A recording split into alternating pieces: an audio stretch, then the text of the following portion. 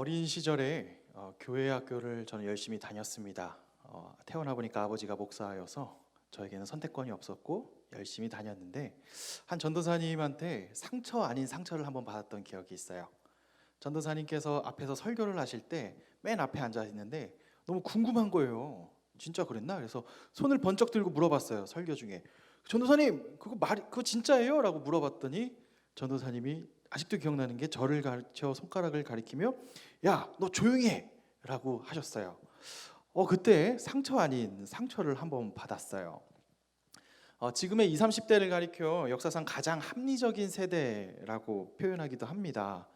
여러분들 쇼핑하실 때 가심비와 가성비를 많이 따지지 않습니까? 아무리 명품이고 아무리 화려해도 그것을 꼭 구매하지 않아요. 내 마음에 들거나 또는 되팔이할 수 있거나 또는 가성비가 좋거나 가심비가 좋거나 하는 등 여러 가지를 꼼꼼하게 살핍니다. 되게 합리적인 세대이죠. 또 어린 시절부터 교육받았을 때 과학적인 교육을 받으면서 과학적으로 무엇이 팩트인지 무엇이 팩트가 아닌지를 구별하는 훈련도 본의 아니게 우리는 배우고 자라왔어요. 그런 우리에게 교회는 어쩌면 조금 맹목적처럼 보이기도 합니다. 교회를 다니는 신앙인들은 늘 질문을 많이 갖고 있어요. 저도 그랬고요. 제가 근데 질문을 했을 때 돌아왔던 답들은 이랬어요. 그냥 믿어. 네가 기도 안 해서 그래. 이런 질문들이 늘 돌아왔던 것 같아요. 왜 기도해야 하는지, 왜 여기에 있는지, 여기서 왜 예배하는지 구체적으로 잘 얘기를 많이 못 들어봤어요. 그래서 가끔은 그냥 입막음 하려는 건가? 라는 생각도 들기도 했어요. 신앙의 회의가 오면 믿음이 없어 그렇다 또는 네가 기도 안 해서 그렇다 라는 말을 합니다.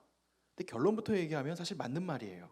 지나보고 보니까 맞는 말이긴 한데 왜 기도 안 해서 이런 회의가 왔는지, 왜 믿음이 없는지에 대해서 잘 이야기해 주지 않아요. 근데 여기에 대한 이 질문에 대한 대답이 없을 때 언제 신앙이 가장 많이 이탈되냐면 제가 군에 있었거든요. 군교회에 있을 때, 군에 입대했을 때 이탈이 엄청 많아요.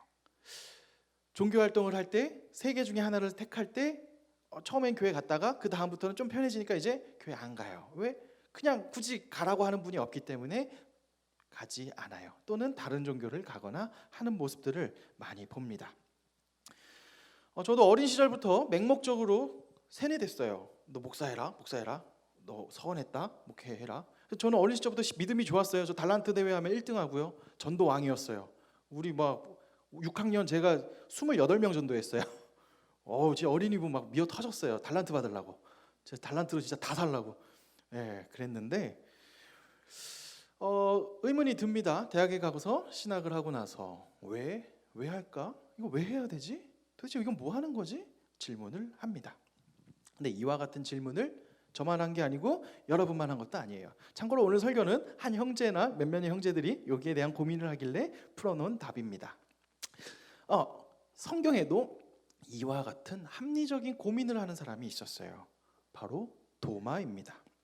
오늘 우리는 도마를 통해서 도마가 어떤 질문을 했고 그 도마를 만나신 예수님은 무엇을 기대했으며 예수님을 만난 이후에 도마는 어떻게 행했는지 그걸 통해서 우리에게 주시는 메시지는 무엇인지 함께 나눠보려 합니다. 도마라는 인물은 베드로나 요한, 야고보처럼 많이 언급된 제자가 아니에요. 성경에 한 3번 나옵니다. 딱 3번. 특히 요한복음에서 크게 도마가 주인공처럼 보여지는 장면이 3번 나와요. 물론 이름까지 포함하면 4번 나와요. 그 4번의 장면을 보면서 도마가 어떤 사람인지 한번 살펴볼게요. 처음에 도마라는 이름을 성경은 디두모라 불리는 도마다라고 굳이 말을 해요. 이 디두모가 뭐냐? 쌍둥이라는 뜻이에요.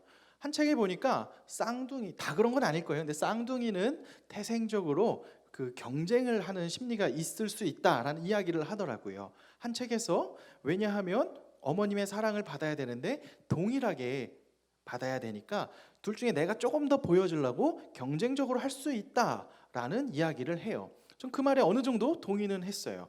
왜? 성경은 굳이 도마를 가리킬 때 디두모, 쪽 쌍둥이다라고 말하는 이유가 분명히 있을 거라고 생각을 했죠. 그 전거를 볼 때 아마 도마의 성격 중에 한 가지는 조금은 경쟁적이고 조금은 열정이 있는 사람이 아닐까 한번 생각을 해봤어요. 그리고 이제 본격적으로 도마가 등장하는 본문이 나와요. 요한복음서 11장에 예수님께서 나사로를 살리는 장면이 나와요. 예수님께서 나사로가 죽었어요. 죽은 다음에 이제 살리러 가려고 하니까 지금 막 왜 사람들이 빨리 안 가서 안 했는지, 왜 빨리 안 살려줬는지 막 좀 답답해할 때 도마가 이런 말을 해요. 자, 우리도 가서 우리도 주와 함께 죽으러 가자라고 말을 해요. 어찌 보면 우리도 주와 함께 죽으러 가자라고 말한 도마의 믿음이 야, 대단하다. 주님이 죽는 그 말씀을 알아듣고 했나? 라고 보지만 사실 그런 게 아니에요. 비아냥거린 거예요. 예를 들어 이거예요. 현우 형제가 다현자매한테 야, 내가 오늘 너한테 스테이크를 사줄게 했을 때 다현자매가 현우 형제는 그런 걸 안 사주는 사람이란 걸 알 때 스테이크 많이 먹으러 가자 이런 얘기랑 비슷한 거예요. 아주 믿음 있는 얘기는 아니죠. 그렇죠? 그와 같은 맥락이라고 보면 돼요. 못마땅했겠죠. 도마가 말도 안 되는 예수님이 얘기를 한다 생각을 했을 거예요. 두 번째 도마가 또 등장하는 장면은 요한복음 14장에 예수님께서 이제 마지막 좀 전에 내가 곧 길이요 진리요 생명이며 아버지께 가는 전 나를 통해서 가야 된다 이런 메시지를 하세요. 그러자 도마가 이런 얘기를 해요. 주여, 주께서 어디로 가시는지 우리가 알지 못하거늘 그 길을 어찌 알겠습니까? 라고 또 물어봐요. 그러니까 예수님이 말하는데 그 말이 안 되는데? 예수님 그거 말이 안 되잖아요. 어디로 가라고? 말이 안 되는데 왜 자꾸 이상한 소리 하세요? 라고 반문하는 거죠. 이 질문은 회의감도 섞여 있고 비아냥도 섞여 있어요. 도마의 이야기들 쭉 보면 이렇게 좀 공격적으로 질문을 합니다. 그리고 마지막 도마가 주도적으로 나온 것은 오늘 25절에 이런 표현이 나와요. 도마가 있는데 도마만 없을 때 하필 그 도마만 없을 때 예수님 부활하신 예수님이 제자들한테 나타나요. 그리고 났더니 도마가 나 못 봤는데 하면서 25절에 화가 나서 이런 말을 해요. 내가 주님의 손에 손을 넣어보지 않고 내가 못자국 안 넣어보면 내가 못 믿는다라고 그래요. 내가 한번 만져봐야겠다. 내 만져보지 못하면 그거 다 거짓이야 라고 확정적으로 얘기하죠. 도마 특유의 비아냥거림과 부정적인 태도가 있습니다. 이 태도를 볼 때 도마가 무조건 나쁜 사람이다 라고 말하기는 좀 어려워요. 우리도 그런 생각을 할 수 있잖아요. 매사 비아냥거리는 생각도 하지만 죽으러 가자, 어찌 알겠냐, 믿지 않겠다 이런 것을 볼 때 매사를 긍정적인 눈보다는 사실은 좀 비판적인 눈으로 보는 것 같아요. 하지만 또 합리적인 생각도 많이 해요. 내가 증거가 있으면 믿겠다. 내 눈으로 보면 믿겠다. 내가 만져서 이게 VR이 아니라 실제네 라는 걸 알면 내가 믿겠다라는 등의 표현을 하는 거죠. 가성비와 가심비를 따지는 오늘 세대의 우리에게는 도마가 낯설지 않습니다. 그 도마를 그럼 예수님은 어떻게 만나셨을까요? 오늘 성경을 보면 26절에 도마를 만나시는 예수님의 모습을 묘사하고 있어요. 묘사를 이렇게 합니다. 문들이 닫혔는데 예수께서 오사. 여러분 우리가 이러고 있는데 옆에 문이 활짝 열리면서 누가 들어와요. 그럼 다 주목을 하겠죠? 왜? 문을 열고 누가 들어오니까요. 우리가 이렇게 뒤에 앉아 있는데 뒤에서 문을 활짝 열고 들어오면 병준 형제 회장님이 누가 들어왔네? 라는 것을 알 거예요. 왜 알 수 있을까요? 문이 열렸잖아요. 근데 오늘 성경은 굳이 말을 해요. 문이 닫혀 있는데 예수님께서 나타나셨다는 거예요. 우리가 이 자리에서 만약에 성경 공부를 하고 모여 있어요. 근데 갑자기 여기서 뿅 하고 나타난 거예요. 갑자기 되게 뜬금없이 문을 똑똑똑하는 전거도 없어요. 아니 좀 깜빡이 켜고 들어와라는 말처럼 좀 뭐가 문을 열거나 내가 들어오겠다라는 뉘앙스가 있어야 되는데 그거 없이 갑자기 그냥 예수님이 나타나신 거예요. 예상치 못한 시간에 예상치 못한 상황에 도마가 있는 그곳에 예수님이 나타나셨습니다. 근데 성경을 보면 예수님이 나타나신 상황은 좀 이래요. 예상하지 못한 시간에 나타납니다. 바울은 예수님 믿는 사람들 열심히 때려잡으려고 다메섹까지 갔는데 가는 그곳에서 만날 줄 누가 알았겠어요? 예루살렘도 아니고 다마스쿠스에서 예수님을 만나버립니다. 그리고 인생이 변화돼요. 구레네 사람 시몬은 예수님 십자가 지고 간다고 무슨 소문 듣고 와서 구경 왔어요. 구경 왔는데 얼떨결에 대신 십자가 졌다가 예수님 믿어버렸어요. 우편강도 역시 얼떨결에 갑자기 예수님 만나서 구원받았어요. 예수님의 만나주심은 늘 이처럼 생각지 않게 만나주셔요. 저도 주님을 되게 인격적으로 제 입술로 고백하게 된 몇 개의 포인트가 있는데 그 기억들이 생생합니다. 되게 예상치도 못한 곳에서 예상치도 못한 방법으로 만났어요. 저는 주님을 만난다고 하면 뭐 엄청 다이나믹하고 막 드라마틱하게 막 집회를 통해서 만날 줄 알았는데, 아직도 기억해요. 신촌 파스쿠치에서 책 보다가 만났어요. 선배랑 책 보다가 그거 맞아요? 라고 막 토론하다가 저는 아직도 그 순간이 기억해요. 예수님 이렇게 만나도 되나? 되게 민망한 거예요. 너무 그래요. 근데 그 순간들이 기억이 너무 잘 나요. 물론 그 이후로도 여러 가지 결들이 있지만, 한 가지 확실한 거는 내가 예상하지 못한 시간에 주님을 만났다는 거예요. 제가 그 책, 그 선배랑 세미나 했던 근본적인 이유는 나는 왜 그리스도인일까? 여기 답 못 찾으면 그만두고 싶은 마음이 강했기 때문에 질문하면서 책을 봤던 건데, 정말 예상치 못하게 거기서 하나님이 만나줘 버리신 거죠. 제가 해군에서 참 존경하는 장로님들을 많이 봬요. 우리 해군 본부교회, 제가 해군이 이제 아니니까 그냥 실명을 말할게요. 임종철 장로님이라고 이제 투스타로 전역하신 장로님이 계세요. 그 장로님은 해군 사관학교 시절에 불교 생도 대장이었어요. 왜 그 각 종교마다 대표 대장들이 있어요. 생도 대장 중에 그 불교 대장이면 불교에 하는 불심이 뛰어나신 분이에요. 이렇게 막 반야심경도 열심히 쓰고 금강경도 막 외우시고 하는 훌륭한 분이에요. 근데 그분이 지금 장로님이신데 어떻게 됐느냐면, 그분이 대위 때 이제 진해에는 부대로 가는 길과 그 옆에 교회가 하나 있어요. 그분도 뭐 열심히 일하니까 일요일도 일하려고 근무하러 가고 있는데 뒤에서 선배가 가니까 교회 가는 줄 알았나 봐요. 그래서 야 종철이 너 교회 가냐? 일로 와 같이 가자. 그래서 네네네 하고 간 거예요. 얼떨결에 갔는데 그 선배가 야 너 여기서 뭐해? 처음 왔는데 뭘 뭐해? 네. 야 성가대 같이 해.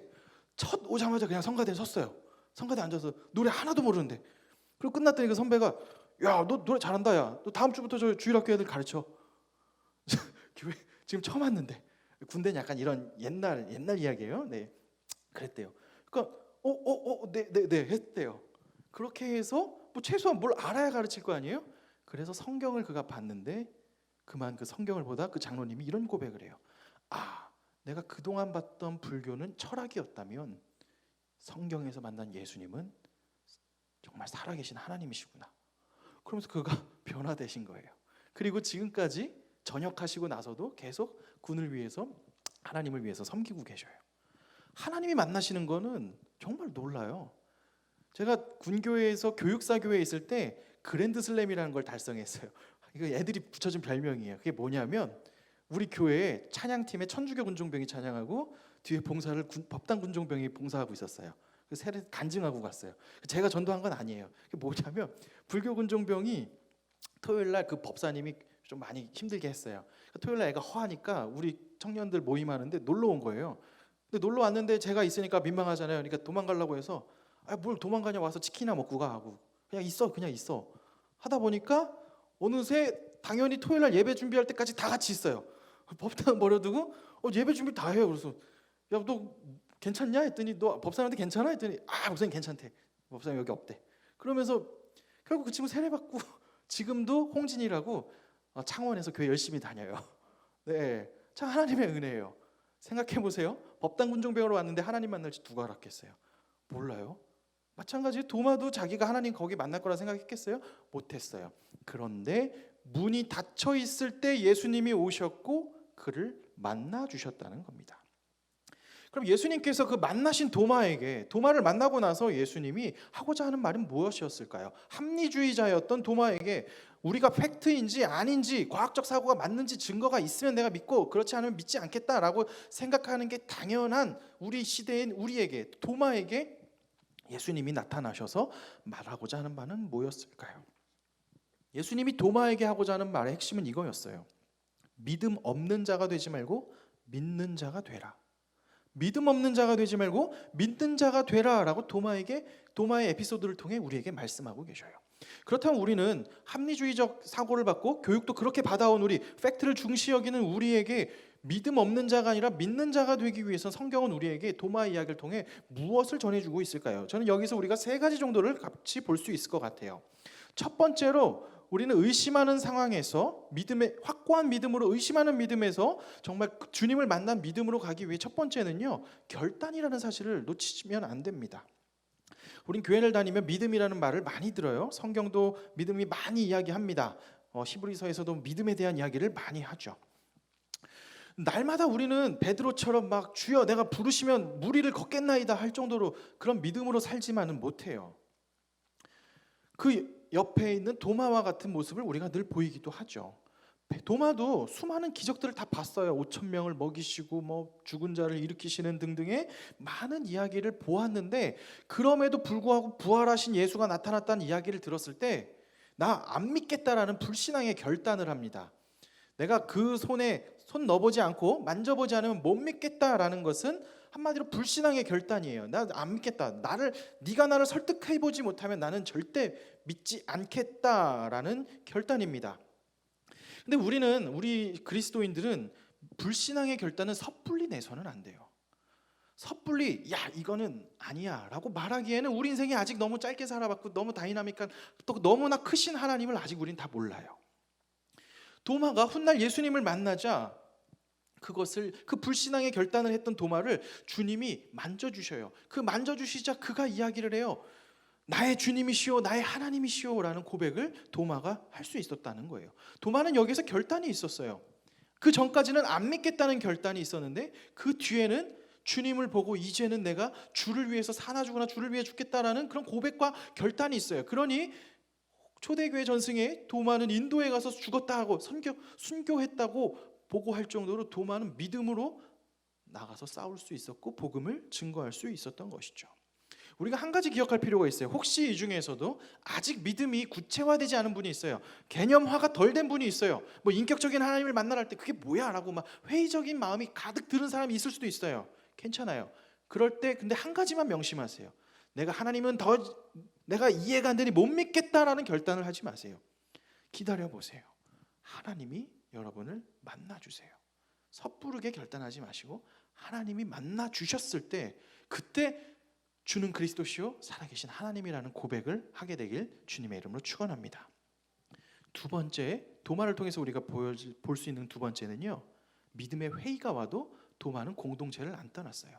즉 교회 공동체를 떠나지 않는 것이 굉장히 중요합니다.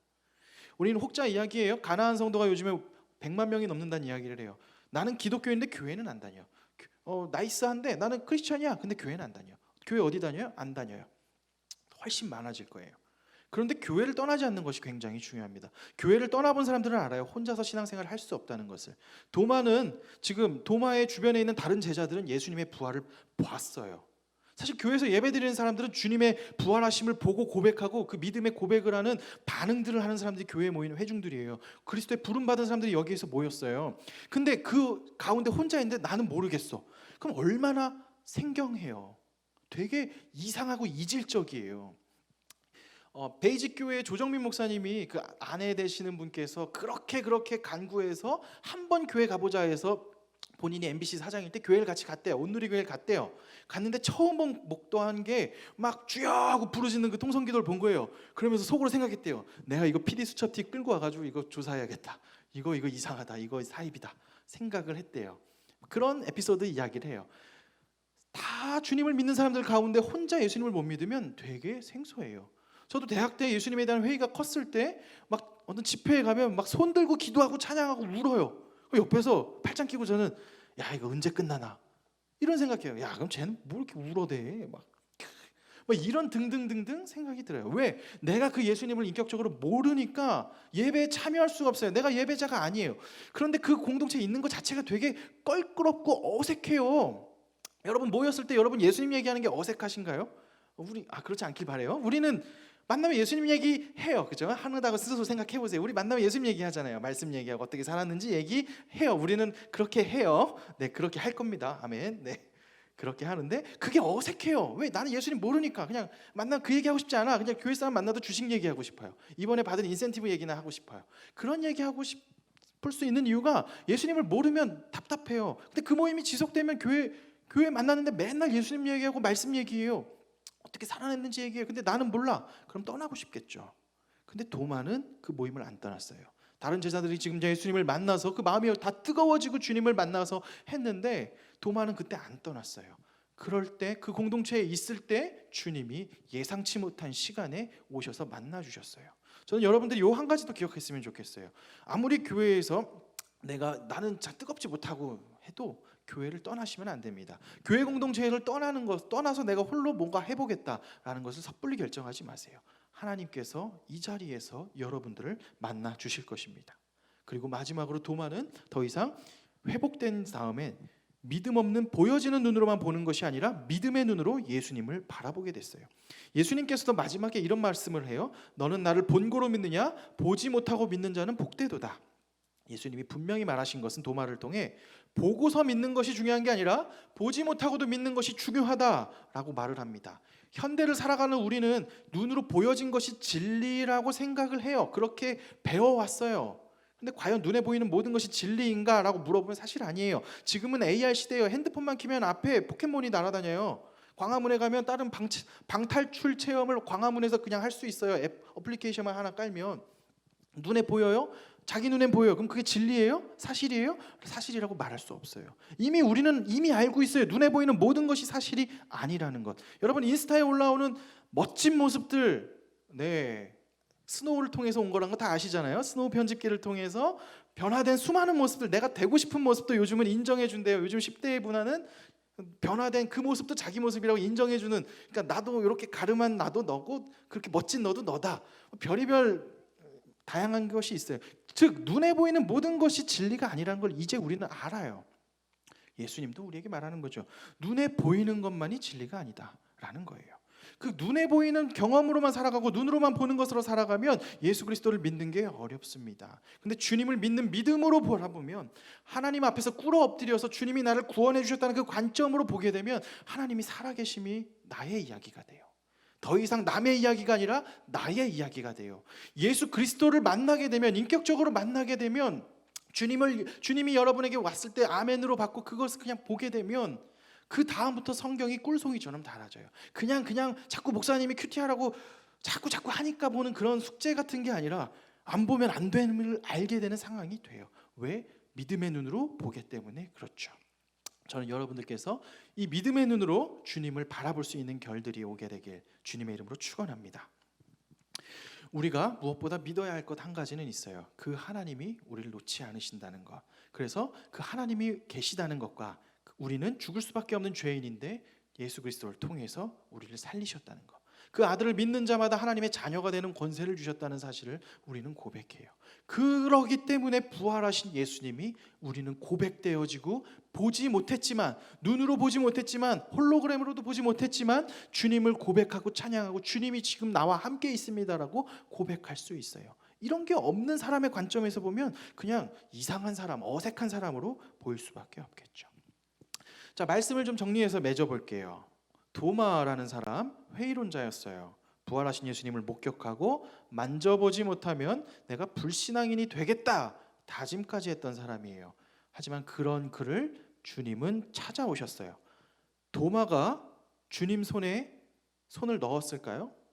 성경은 도마가 주님을 보자마자 그냥 고백해요. 그는 주님 손에 손 넣지 않았어요. 자기가 원하던 증거를 보여줬기 때문에 설득돼서 믿은 게 아니에요. 갑자기 나타난 그 주님을 인격적으로 고백하게 되어졌어요. 공동체, 교회 안에 있을 때 갑자기 먼저 그냥 손잡아 주신 주님에게 솔직히 반응했을 때 도마는 그에 대한 반응을 하신 겁니다. 요한복음서에서 이 이야기를 왜 기록했을까? 31절에 이렇게 말합니다. 오직 이것을 기록함은 너희로 예수께서 하나님의 아들 그리스도이심을 믿게 하려 함이요 또 너희로 믿고 그 이름을 힘입어 생명을 얻게 하려 함이다 라고 말합니다. 아직 지금 확실히 내가 예수님의 부활을 잘 모르겠다, 내가 부활 예수님 잘 모르겠다 하는 성도님이 있을지도 몰라요. 청년이 있을지도 몰라요. 의심이 될 수도 있어요. 괜찮아요. 저를 사용하세요. 저를 써먹으세요. 저한테 물어보세요. 막 전화하세요. 제가 다 추천해줘요. 1:1로 케어해줘요. PT 해주시듯이 다 해줍니다. 같이 가요. 그럴 때 하나님이 정말 예상치도 못한 순간에 만나주실 거예요. 만나실 거예요. 그때 고백하세요. 아, 하나님이 진짜 계시는군요. 하나님이 날 살려주셨군요. 아, 그때는 이해 안 된 이게 하나님의 이야기였군요. 하나님이 날 향한 계획이 있으셨군요. 하나님의 말씀이 이렇게 꿀송이처럼 달군요 라는 고백이 도마처럼 우리에게도 간절하게 나오게 되길 주님의 이름으로 축원합니다.